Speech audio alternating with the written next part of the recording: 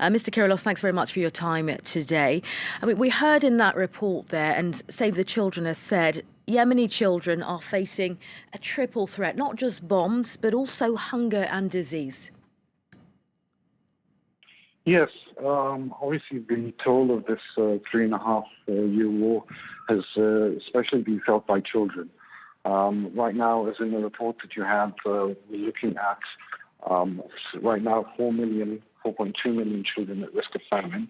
But also, if the disruption to the supplies of food and fuel from Hodeida to the rest of the north of the country, then we expect that maybe another million and potentially more children would be at risk of famine. Of course, children who are severely malnourished also are basically more susceptible to disease.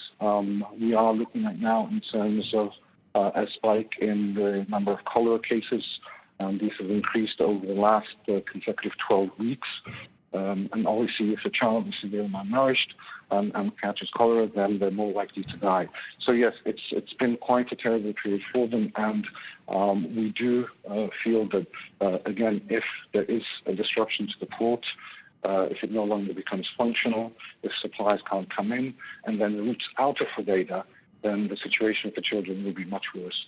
I mean, this is an immensely difficult situation. Now, we're just seeing some images of the children who are suffering as you speak there. Just talk us through how Save the Children is working to help the most vulnerable on the ground in Yemen. Okay. Obviously, we work in a wide range of sectors, but specifically vis-a-vis nutrition and malnutrition. We work with health facilities. And I must say that only really about a third of existing health facilities in Yemen are functioning now from pre-war levels.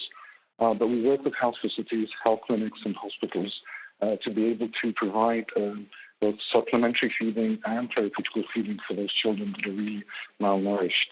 Obviously, what we're seeing right now with increase in the price of fuel, it's quadrupled over the last week since the attack has expanded.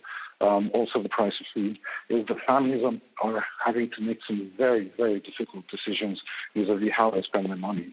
And what we're seeing in the situation is that families may not seek support or treatment for their children because maybe they can't afford it, or it's too far, it's not available.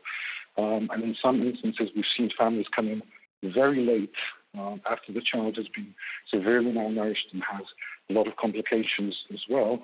And in that situation, unfortunately, we can't save them.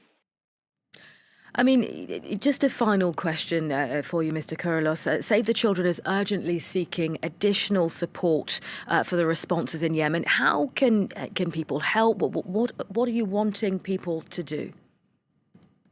Well, right now, as we're gearing up for expanding our response right now, not just in Hodeida, but in the rest of the country because of the situation, we do need additional support to be able to bring in staff, to be able to bring in supplies, preposition supplies, medical supplies, leadership supplies, that enable us to be able to respond quicker to the needs of people as they move out of conflict areas, are displaced, or whether they are in areas where they can no longer access medical treatment or food supplies. Okay, Tamer Kirolos of Save the Children speaking to us from Sana'a. Thanks very much.